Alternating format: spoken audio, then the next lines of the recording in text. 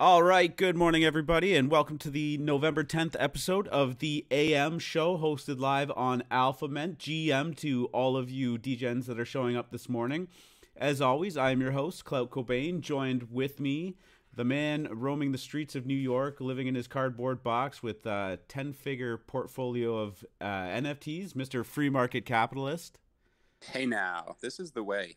This is the way. Don't waste money on rent. Buy the JPEGs. I need to be careful about what I'm saying. That is not financial advice. NFA. Good to have everybody here. I appreciate it. It is a Wednesday. We're halfway through the week, and I think we have some good things to talk about. Again, a little bit slow in the NFT market, as I've seemed to have said for the last 2 weeks, but obvious signs of life there. I also want to remind everybody that if you miss any shows or you come in late or you have to leave early, these shows are being recorded to Spotify and Apple Music, and now we are actually putting it on YouTube. It is being recorded live, so you can see my my ugly mug while I'm drinking coffee and talking to you guys. I do pull up the website. The website. I do have the web browser up, and you can follow along with some of the stuff that we're talking about too. I try to keep up with that. So yeah, I think next week we're almost going to be ready to go on to YouTube Live as well. So some pretty exciting stuff there. So if you want to go check it out, hit subscribe on the YouTube channel or whatever. I don't fucking care, but it is great to always have your support. And yeah, so speaking of, let's go over the crypto market real quick. I'm going to CoinGecko. We're just going to check. Not too much to talk about today. Bitcoin, Ethereum kind of hovering around their all-time highs. That's bullish AF, if you ask me. A couple of big things that happened yesterday, and I know some AlphaMint members capitalized huge on it, was the GM coin. And no, we're not talking about General Motors. This is Good Morning. Listed on CoinGecko, it is capital G, capital M, which has to be a mistake. But yeah, a pretty huge run up for that right now. It is sitting at up 316% since it debuted on the chart.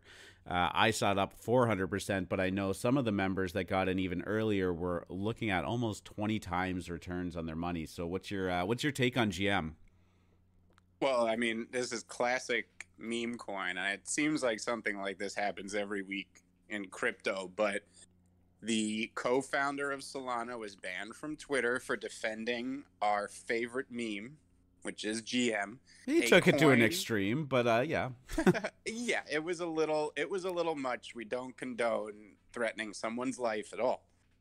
But people came to his defense, as the Good Morning meme is very important to the NFT space, and a coin was made, quickly 10x that night, and then I believe went another 4x last night as Beanie aped in. I'm not sure what Beanie's track record is with recommending coins related to the NFT space. Cough, be gold, cough. Yeah, I'm not going to pull up that chart. It's going to bring up some PTSD from some members.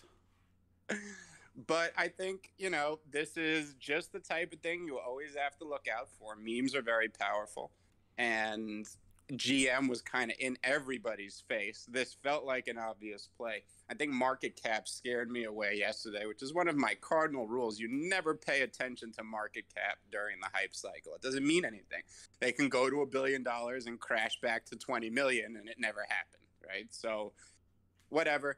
Great trade by some of our members in the AM room, and I know that a lot of alpha channels were on this early. You just had to be up pretty late, but what a hell of a move. Went parabolic along with ENS, which continued to make new highs, hitting $60 briefly this morning. I think it's pulled back a little bit, but actually $68 it hit. So a pretty great pickup on the airdrop.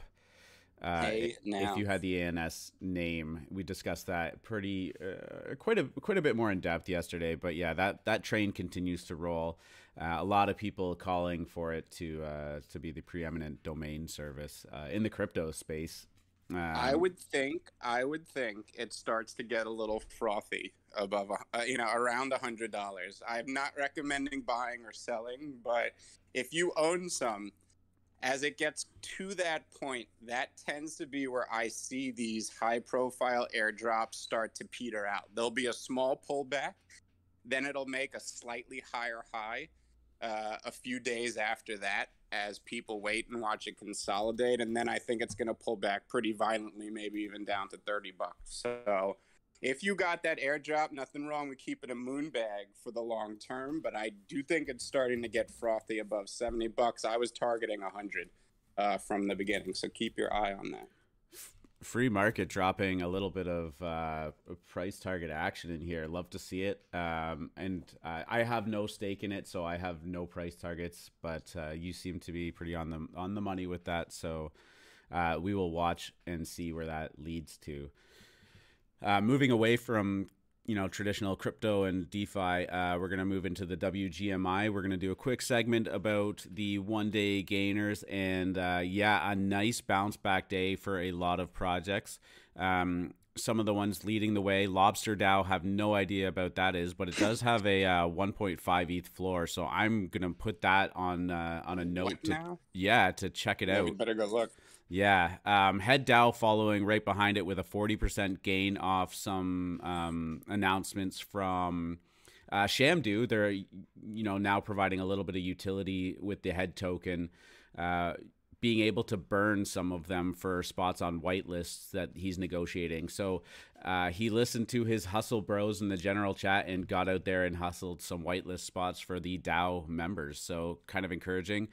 Boonji's doing well. Punk's comic goes up. Bears Deluxe is going up. Some of the losers on there is Ringers, Singularity, EtherOrc still continues to slide a little bit, but there's some encouraging things on the horizon for them, which I think we'll talk about in a little bit. Sneaky Vampire Syndicate and Monkey Bet DAO continue to go down, but none of these really more than 10-15%. Which in this world is nothing to panic by. And in fact, that could just be one person undercutting the floor when we're looking at charts like these. 7-day, it's still a little bleak, but again, Atom Bomb Squad having a good week. Women, World of Women, Sandbox, Gutter Rats, Art Blocks, Factory, didn't look at that one, but is doing very well.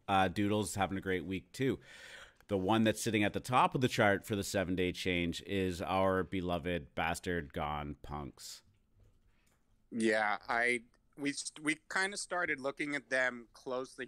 I have a large bag of them. I minted them back in March or April. I can't even remember anymore. But we talk about them a lot, and I know a lot of people in the room own them. But ever since the funk, that is PHUNK, phenomenon started happening a couple of weeks ago, and they've been out for a while too, but we're talking about people who owned actual punks adopting them and tweeting about them. And we know that this will start a chain reaction and knock-on effect and all that. So we started looking at BGANs again. A few people who maybe didn't have any or had enough wanted some help shopping rares, and we were looking, and there has been some pretty nice accumulation underneath the surface. One thing I always like to look at in a cycle, and we just went through a pretty big one with BGANs because they went from under 0.1 up to a 1 ETH floor during that Art Blocks generative cycle. That was like my first NFT purchase was I bought a Bastard Ape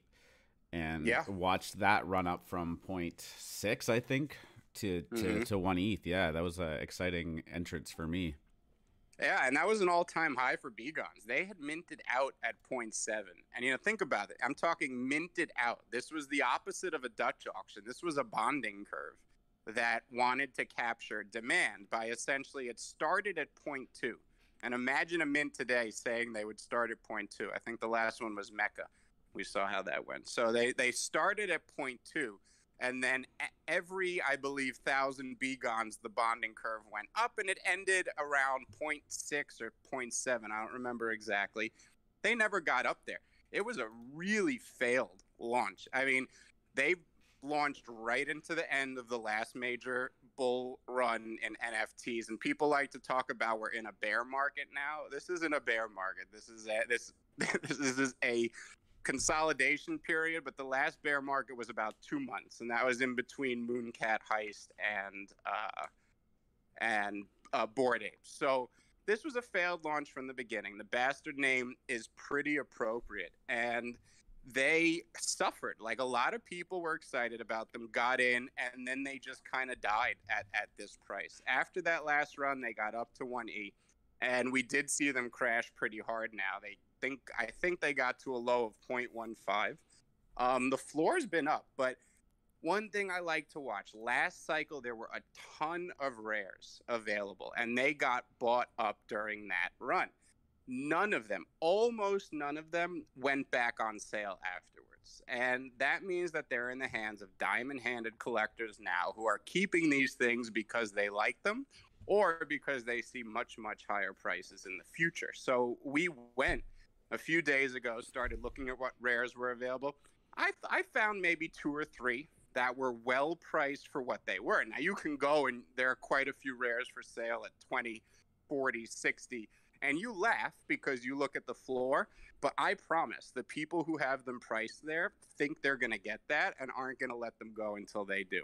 So we saw a few rares there. We were doing some shopping. Well, this morning, a new whale showed up in the BGAN Discord with the name Shill Me, and he started basically buying every good rare that was left up for sale, including the number 2 rarity BGAN, which is really nice. And I think given what was happening with funks and kind of this anti-punk movement that's going on, this is the anti-punk. It's the original anti-punk, and it's made by a very serious artist, Princess Camel, or Burke as he's known. So before we get into the Burke conversation, I just want to touch on a couple of things that you mentioned and the way that these charts tend to work with NFTs. I need to find it because there was this really great chart posted on Twitter just about the cycles that NFTs go through, and looking at the Bastard Gan kind of chart on OpenSea is I want to find this chart because I want to kind of overlay it and see if it's going to follow the same path. But essentially, the gist of it was, there's this drop, there is the initial hype cycle, volume's pretty high, the floor starts to run up, and then the floor can dump a little bit, and you get some pretty sideways trading action. And generally in that sideways trading action, you either can stabilize or you start to watch the project do a slow death. Now, something that's really bullish for the project is when it has that second hype cycle. So I'm looking at the Gan chart, and we're looking at August, which is what you referred to when it had the run up to 1 ETH. Volume started picking up. It consistently got better. The floor started rising, and then it did have a pop. I mean, at one point in August, the average price of it sold was 1.5 E, which means there were a lot of rares and higher priced ones being accumulated at that time as well. Yeah, so if you don't know... Yeah. Sorry, go ahead. There's 3 categories of BGANs. There's your commons, there's glitches, and then there's hypes, which are GIFs. So the reason that average was high is because the glitchies and the hypes were moving into diamond hands, as they say. Continue, I'm sorry. Yeah, no, and that's exactly what I was going to say.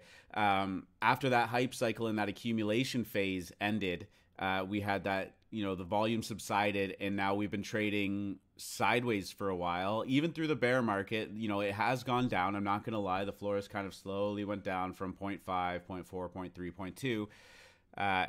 And now we're seeing some accumulation again of the high-priced ones and a little bit of an increase in the volume. So it will be interesting to see over probably the next week or two where that goes, because I'm looking at the ones that are listed. Okay, so you look at you click on floor price on the OpenSea tab, and you can see that there's 2,500 listed. But as you said, there's a lot of them that are listed for very high.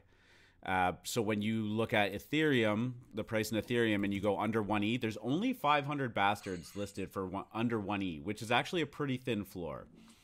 I see the supply starting to really constrict on this project, and the ownership starting to get really, really tight. And as you said, diamond hands are in this project. One of the things that we always talk about is the art, and I personally think this art is it's badass, man. Like, it's just like so in your face, like on brand with like just like cyberpunk. It has amazing tiers of rarity. Like you said, there's the animated ones that kind of morph in and out of a bunch of different bastards. There's the floor ones, which they still look really good, but they have so many different traits and colors that they pop and they're differentiated. And then there's the glitchy ones that As you kind of look down, they really stand out too. And I think you have a couple of them, but yeah, I'm looking at the glitchy ones right now, and they're cool as fuck. So I think that this has all of the elements of something that's going to do really well. And I thought it was really important for us to talk about it on the show today, because we have hinted at it in the past, and we've had it as our profile pictures before. But it does seem to be on the precipice of something special happening for this project. Again, NFA, DYOR, yada yada yada, but definitely a long hold for me, and I know you as well. Yeah, absolutely. I actually didn't really have much hope they would be coming back this cycle, or even maybe the next, mainly because I think the real angle here is their historic nature. The aesthetics are fabulous, but these are essentially the art blocks of PFPs. They started the generative trend that Bored Apes and everyone since them owes themselves to. So that is an angle that takes time to play out. They were only minted in March, and yes, NFT years are 10 years per day, but you still need a little more time for that to be recognized. It's really this funk movement that gives me this feeling in the pit of my stomach that these are going to get there, sooner than later. So yeah, definitely a strong conviction play. But I look at, I scroll on OpenSea and just look at all of the variations of them, and they're just so appealing as a profile picture and as a legacy project. So enough about the GANs. We will move on. Some big news in the NFT space. Again, kind of one of the reasons why I believe that NFTs aren't going anywhere is the big Beeple purchase last night at Christies. So Human One is a physical sculpture that comes with an NFT done by Beeple, sold for a cool $29 million last night to a member of the VC community. This is if you haven't seen this thing, I put it in my tweet stream, but I think Cobain can post it again in the general chat. I'm watching it right now. This thing is stunning. Oh my God. Like, this is what makes you say we are early. Because when you see this and you think of the potential for what digital art and NFTs can be, this Beeple Sale really gives you something to dream about. Yeah, and this is significant too, because if I am not mistaken, I think this is the largest NFT purchase in history by a single person. Beeple did have the Everydays one that sold last spring, I believe, for $69 million. Obviously a huge deal there, but that was a fractionalized sale where a handful of people put in a giant bid and bought that. But yeah, this is incredibly encouraging that real true high net worth individuals are buying these collectibles, and I think that this is solidifying Beeple's spot in NFTs as the de facto one of one artist. Yeah, and if you look at this, it's a giant life-size sculpture that looks like essentially a 3D hologram of a person, because it's 4 screens that are put together in a cube.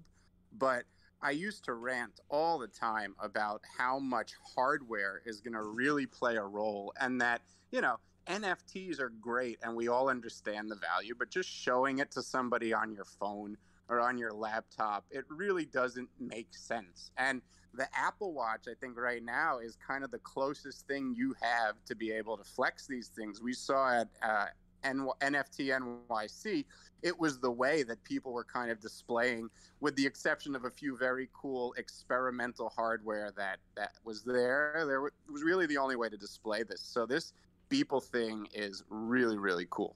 You guys should go look at it. So I'm not going to lie. I thought when I saw that rotating screen, like I thought that was computer animated. Like the GIF was like this, like a computer animated room with a screen in it. Like the fact that that's a physical component is like, imagine having one of those in your I'm sure a penthouse apartment. It looked like a hologram. Like, it's not amazing. It took me a second for my brain to realize, okay, it's not, but there will be hologram displays very soon. There are people working on it, and I mean, man, that's going to be a very cool move forward for this whole industry.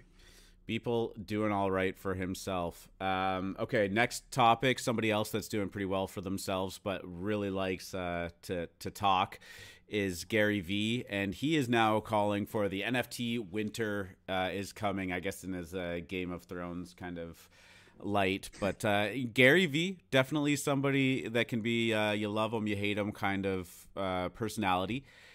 He does spend a lot of his life in front of a microphone. He does say a lot of things. It's hard to take. I actually like GaryVee. I think he's got a really good pulse on mainstream pop culture, where markets go, how to use social media and just traditional media really well. Like I think he's somebody that just gets it, but I also think that he is somebody that just says a lot of stuff, and when you look back, he gets a lot of it right, but it's almost that Nostradamus type thing, where if you say enough stuff, eventually some of it will come true. Well, and I mean, it would have been nice if he had said this 8 weeks ago, but yeah, he called the bear market in the middle of the bear market. And the other thing is, when a hedge fund guy goes on CNBC and he tells you what stocks he likes, he's already packed his bags 10 times over. He's selling you that stock. He's not buying anymore as he goes on TV and talks about it.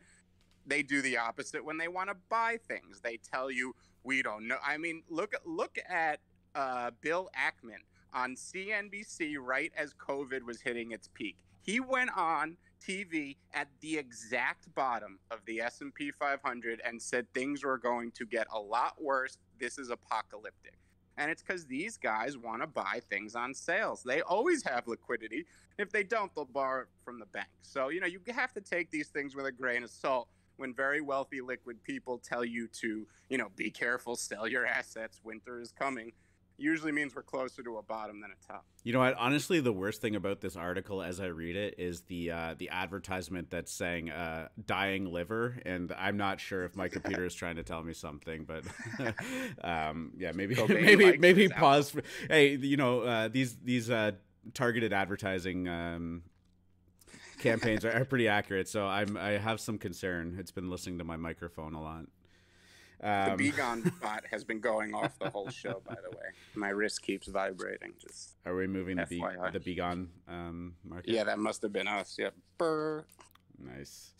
The 13 DGens listening to us scooping up the floor. Couple of smaller projects that we've been looking at that we wanted to just touch on before we open it up to the Q&A open mic session is just the DigiDragonz is maybe doing some weird stuff. I don't know. Essentially, shades of Bear X. Yeah, I don't know. I'm not ready to slap that label on it. But yesterday they did announce that they were upping the price of the mint from 0.05 to 0.08. A lot of people obviously reacted negatively to that in the chat and then decided to call them out on it. And then later they posted, what a great way for you guys to get you guys to actually read the FAQ.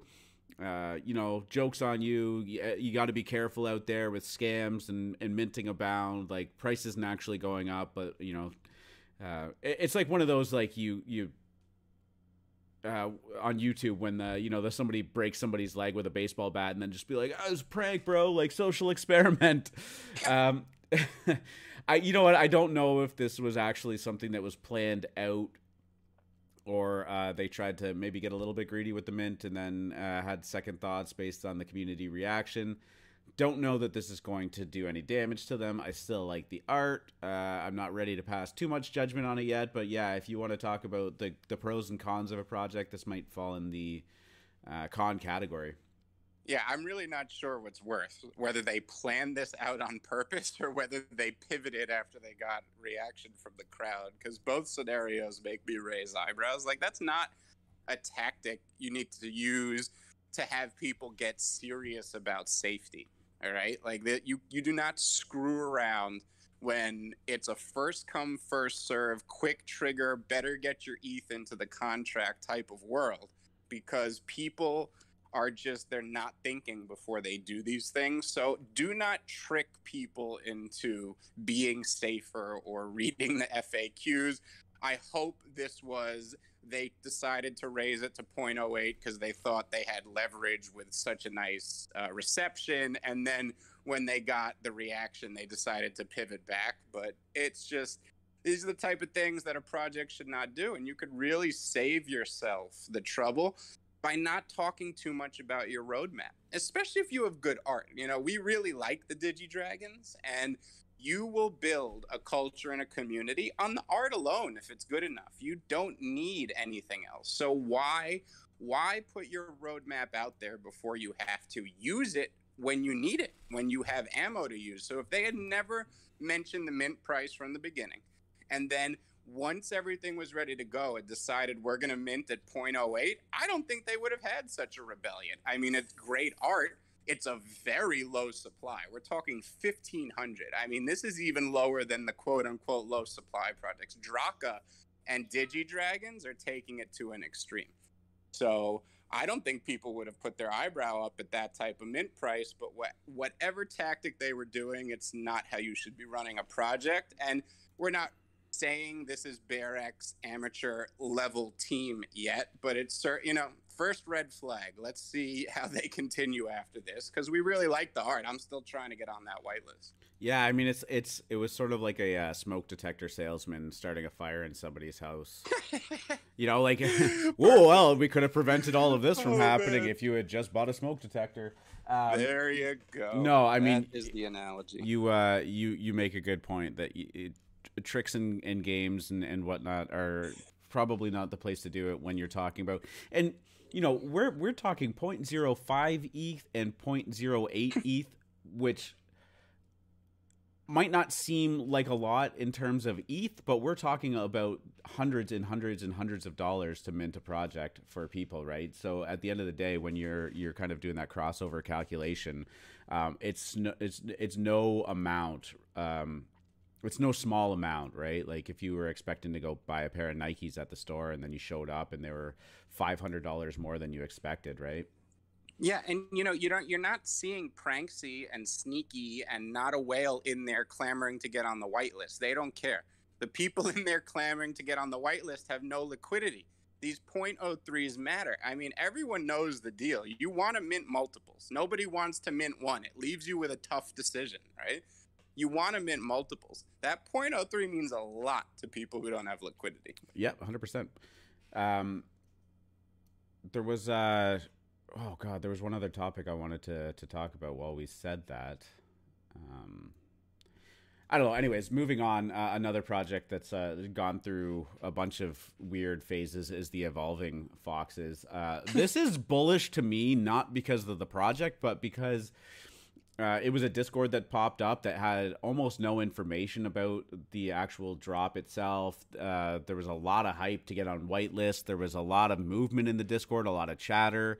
They really kind of cultivated that hype train quickly.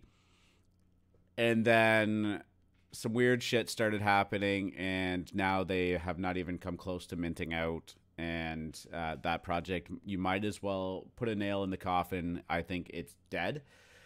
And I think that this is a good sign for the NFT market that, you know, it is getting more efficient. It is, you know, wising up to this junk, and seeing people, the masses, so to speak, reject projects like these. Not a bad sign at all. Yeah, and I think it really puts under a spotlight the thin line between genius and stupidity in this industry, right? Like, so many times the best projects launched like this. Like, they know that that's been the playbook for some of the best projects that ever launched back in the last cycle. So you're always, you know, you're like, well, this is really stupid. I don't know what's going on here, but if it's that one, I can't not try to at least work myself on the whitelist and all that type of stuff. So it's not that you ignore the red flags, but you say, well, I see them, but at the same time, this has happened before. I've seen this before, and it's either somebody very confident. You know, that when I first saw this, I said to myself, well, they're showing up in 24 hours. They're saying it's going to be a stealth mint within like 12 hours, which is like really ballsy because, you know, you want to build a community and a fan base and have people who really want to mint. So you got this idea that they were like, we're really confident, we know something, and we could see that it was really the opposite. This was either a rug from the beginning or just really poorly planned. And I think there's 8.4 EA volume, and they minted a few hundred or a dozen, I don't even remember, but stick a nail in that one. It looked like it was trying to be another on-chain evolve the rarities of your Fox game, but we never got any information, and it looks dead. But, you know, efficient market, like Cobain said, it's a good sign that crap like this isn't minting out.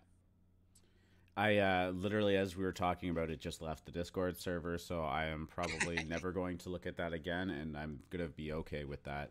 It's dead to us. Actually, and I didn't have this on the show notes, but I'm going to add it in here real quick just because I forgot that it was a pretty big conversation that we had yesterday, but the Art Wars Stormtrooper helmets did reveal. They are pretty fucking slick, if I do say so myself. A floor is holding at 1.25, so that's pretty bullish. 1,300 ETH in volume traded, very bullish. I think that this is a project that if you like it and you want to buy, I would say now is probably the time, you know, with such a small supply and such a wide ownership group. So 1,100 of these were dropped, 700 people own them. Wow. I gotta believe that there's going to be some hardcore collectors that are going to be loading up on these, and I think the supply is going to get very, very thin. So yeah, looking at them, they look cool. Honestly, you could probably use them as a PFP. There's a lot of different color patterns going on. There's a lot of different things that make individual Stormtrooper helmets pop. Loving this project. I'm definitely going to keep an eye on it to see where it goes in the future. And, you know, this is classic post-reveal pullback, and this is one of those things that, with all the positive points Cobain just mentioned, like, this is that viable pullback. It's like Doodles, you know? Like, it's going to go to 2E. I don't know whether it consolidates there for a while or just continues to ramp, but, like, this is the viable pullback. Yeah, they're so unique, and if you start to scroll a little bit deeper on the OpenSea page, when you start to get into the 4 ETH prices, there's some really fucking cool ones down here. So I don't know how much of a chance you got to look at them once they revealed, but very impressed with that. So I haven't seen them, but shout out to Smithereen, who was all over that. They are sick. I hope he got some rares.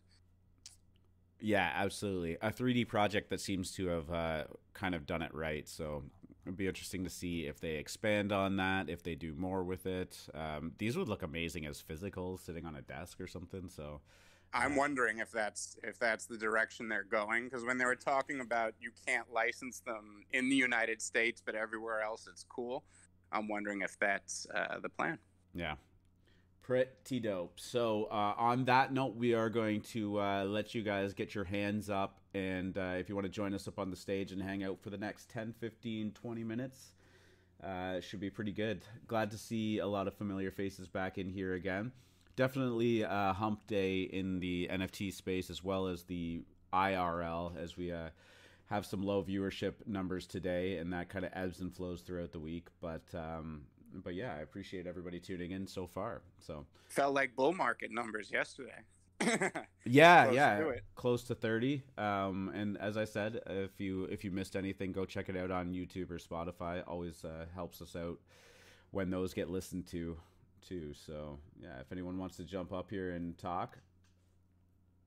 Was it yesterday we had Joshua Cottrell on? You know, the artist of the Shroom Heads. That was a really good chat too, and I'm looking forward to having him up sometime soon. You don't have to right now, as he just raises his hands, but that wasn't like a subtle hint to get up here and kill some time for us, but the invite has been sent. Hey guys, enjoyed everything, the chat this morning. Appreciate it, and I figured I'm always happy to hop up and talk a little bit, but I've got nothing specific right now. You guys talked about some of the cool projects that have been going on, and I don't know. I haven't been minting as much as I'd like to these days, but I'm gonna go check out a couple of things you mentioned. The BGANs are really interesting to me. Yeah, if you've Yeah. got some spare ETH to throw at them, I think that you know, if a project has survived this long and gone through some kind of ebbs and flows and hasn't kind of just dropped off that, you know, it typically seems to be about zero point 0.02, zero point 0.01, where the gas prices just to buy something become so extreme that you know, you're 50% underwater once you make that purchase. That almost seems to be the kiss of death for most projects. I mean, bastards haven't even come close to that, but you know, it's never kind of really dropped down to the point where you're worried about it dying. It's just it's kind of just followed the markets and had its own ups and downs. Yeah, it's just you know, it's a it's about being discovered by that hype train and being accepted by the right people, and that's why funks were such an encouraging sign. So Yeah, absolutely. Hey, one other thing I actually wanted to ask you guys about. You mentioned, holding off on giving out a huge amount of information on a roadmap on a project, and especially if it's an art focused project. That's something I've thought about a little bit, and I've just wondered how people interpret that. So I'm just that I would love to hear a little bit more of your thoughts on that idea of like how to delicately balance between too much information too early and enough information that everybody feels comfortable. We've talked about this ad nauseum, but I don't personally believe that you have to give anybody any inclination of that there's a huge things to come. I think we've talked about this, I think yesterday or the day before. It's just build the community around some good artwork first. And then once you have that, start to drip out more of the roadmap. Now, I'm not saying don't have a roadmap or don't have plans internally, but I mean, there's no sense in dropping your first NFT project that you've ever done and listing on the roadmap a AAA video game due out in Q3 of 2022, because I mean, that's just not going to fucking happen. yeah, it puts way too many expectations in the minds of your owners, and it also just puts a lot of pressure on you to meet these timelines. And I think the number one thing every artist should get comfortable with is don't worry about the lulls. Don't worry about those slow periods. That's when people feel the most pressure to do anything. Something like just let me do something. Embrace those. Like, look at Fuck Render right now with his crystals, right? That project feels dead to a lot of people, but I know Fuck Render is working behind the scenes and he's not going to let that thing die, right? But people just can't stand it now. Like, don't listen to your general. Your general is the worst place to get advice because the mob has no idea what it's like to run a project. They don't know how quickly art can be put out. I mean, you really, if something worked, embrace it as long as possible. You should never feel rushed to get the next thing out if something you already did is obviously working. Like, I don't think people are going to go away. And remember, the angriest people are always the most vocal. So it always seems worse than it is during those lulls. And I feel like maybe Wes fell into that trap a little bit, speaking about Galactic Apes. It's like, don't feel pressure about anything going on in the market or in your general. If you have a product ready, put it out. If it's not ready, work on it and don't talk about it. It's just how I see it. Bear markets are the best time to be productive. You don't have to worry about not even worry. Just it gets so addicting just watching every time you refresh your portfolio going up. But yeah, when those lulls happen, I mean, if you want to zoom out and make a little bit of a longer time frame analysis of it, you look at the run up in 2017, 2018, that was just massive. And I mean, even being part of it for the better part of 2 months, like I swear to God, I probably refreshed my portfolio way more times than I care to admit, when these are things that you should just, traditionally set and forget. But it was just, there was so much fun. But the bear market came, the dump happened, a lot of altcoins dropped by 95% or more. Bitcoin and Ethereum had major pullbacks, and then nothing really happened for 3 or 4 years. But you look at some of the biggest names in crypto and I guess now in NFTs, they weren't really big names back then. There's a couple that I remember seeing around. DC Investor was a huge poster on Reddit and obviously Twitter too now. But, you know, these were all people that took a 4-year bear market to just slowly accumulate, slowly build their following, slowly build their community around their brand. And now they are absolutely reaping the rewards of that work. But you know, they didn't throw their hands up and go, everything's down, I'm done with it. They got to work when the floors or the prices were low. So I think it's really pertinent that FMC says that. Don't worry about the price, just keep doing your thing. And if you have a legitimate project, a legitimate brand, a legitimate community, you're gonna win in the long run. I have to believe that. 100. Get the 100 emojis out. Thank you. In business, you're up too. But Josh, I just wanted to say we had I think he just left, but Chef Jeff jumped into the chat with the Shrooms head as his profile picture too, and that's got to feel pretty good. Oh yeah. No, every time I see somebody with the Shroom heads PFP, man, it's a good feeling. Now I could tell just the satisfied oh yeah that you just kind of dropped there. So in business, what's going on? How's your morning going, GM?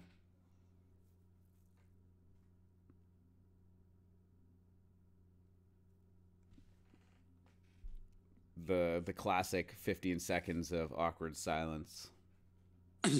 People listen to the shows on 2x speed, so and then they have those like the good podcast apps will break the silence for them. You know, it takes it out. Very smart. Is that right? Yeah. Like I use Overcast. A quick plug here for something I'm not involved with, but I just love the app. As an Apple nerd, it was former Apple engineers that made it, and Overcast is a fabulous podcast app, and you can 2x the speed at which the podcast plays and remove all the dead air, so you can consume a lot more info. Yeah, we can hear you now. I've tried to listen to podcasts at like 1.52x. It's I don't know. I don't like it. Yeah, I think I do 1.3 or something like that. They let you dial it into what is manageable, but look, over time that 0.3 adds up. Yeah. Okay. Josh, a good quote for you probably would be, remember, most people massively overestimate what they can get done in a day and underestimate what they can get done in a year or 10 years. Yeah, who said that? That's a great quote. Yeah, and something that you should frequently be reminding yourself of. Yeah, I mean, I've started a couple businesses, and very rarely I've had a couple that I got lucky and they just started making money right out of the gate. But most of them are shit for 2 years, 3 years, and then magically, it looks like magic. Like after like the third year, all of a sudden, they're making good money, and it's all the roots that were grown in that first couple of years. Well said. Slowly, then all at once, right? Like that's slowly than all at once. But I mean, a great thing would be, I wish, if you could do it, is just take some of these, once a month, do a drawing or and if you could do an airdrop or something like that to your holders that is not unique for everybody, but just do one piece that plays on another collection of the trend, that people are aware of. Do something funny with fish tanks bombing or something like that and airdrop it. And turn your shroom heads into a fish tank. Yeah. Yeah. Oh, that'd be amazing. Yeah, people would love that kind of stuff. You're just there, and you just have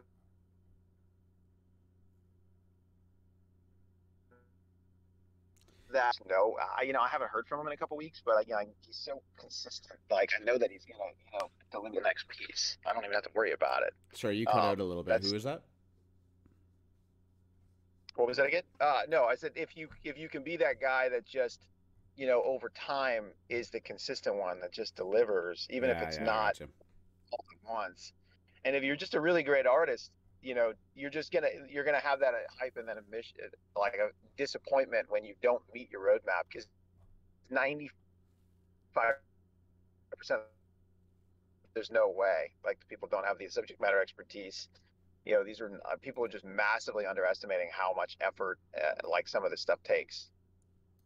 Another shroom head hopping into the AM show too. Pretty dope. Maybe this is a project that we're gonna have to do a little bit of a deep dive on and maybe start accumulating some of those.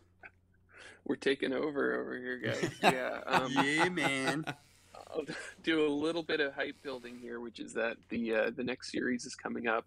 Concept art's cranking out and dripping little hints here and there in our Discord about it. So more coming. But hey, one quick question. You guys were talking about airdrops, and this is something I've struggled with. Doing airdrops in a cost-effective way when you're minting on OpenSea. Is there a way around that problem that I just don't know about, or is it just inevitably super expensive? Inevitably super expensive. Do not use L2 solutions. OS is now just automatically hiding anything that comes from Polygon. So I'm not, like, for example, Little Lemon Friends, who a lot of people in AM are big friends of, they did this really cool Halloween airdrop on Polygon. I love the art, but it was sent to my hidden folder. It was the play on Edward Munch's screen. Edward Munch's, yeah. And, it went straight to my hidden folder. I like the art, but here, and I think In Business made a good point. You don't need to airdrop everyone. I would say once a month or once a quarter, you do a one of one that, and again, I'm not dictating what art you should do, but just as an example, you would do a one of one and just airdrop it to one person. Sure, it would be expensive, but I think the value you would get back in that from your fan base is exponential. I mean, it's a great value add. It connects people with the artist, and people anticipate, I hope, on the next one to get that airdrop. Yeah, I did pull up the Little Lemon Friends on my screen, so that'll be recorded on the YouTube show of the drop that they did. I did have to sift through a lot of the penises that get airdropped to my account. I have no. Actually, they came up with a good way to get even more play than just a single one of one, because I think some people are like, am I going to get that or not? You could do like one of 100, like one, and then make that a free mint, and then, or like one of 50, and just let your Discord know, like, hey guys, these are free to mint. It's a one of 50 or a one of 25, so you've got some rarity, but then you're not even paying the gas. Yeah, I dig that. I wonder if you can reserve for multiple ETH addresses. I don't know if that's an option. I don't know multiple. I know Ghost has done similar airdrops like that, but I believe he had to manually add each person. You should ask him, though. He may know. Well, how does 888 must handle it some kind of way? Like they, God, okay, you laugh. But I mean, they take the serious. Well, no, they don't airdrop stuff. They do like the free mints now, right? Because there was the issues with getting fraudulent NFTs just airdropped into your open or your address. So they take snapshots, and then you can go onto their god awful website and mint for free from there. Obviously, you have to pay the gas too, which is a bit of a burn. But this is why gas is good. I mean, we talk about it all the time. It's why L2s prove why gas is necessary and good. All praise Gwei. Yeah, I think that it in nominal USD terms could use some improving, but I don't disagree with you. I was going to ask, we didn't talk about what was Scott had brought up. I forgot the collection, the Fidenza art blocks collection that is kind of catching some steam. I was looking at that heavy last night. I really want to make some offers on that. I do think that's a beautiful collection.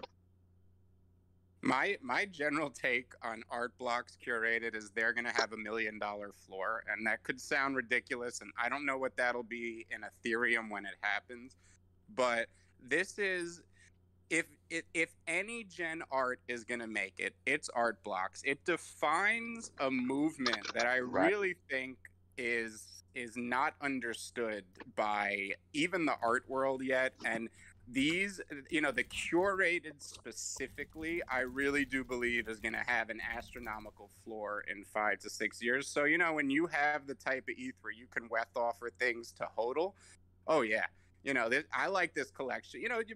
pick stuff you aesthetically like. I think the biggest opportunity in art blocks is when people buy for aesthetics and not rarity, because when you look at the fine art world, people aren't buying the Van Gogh because it's his rarest one, you know what I mean? And I know they're all one of ones, but they buy things. Whoa, they're one of ones?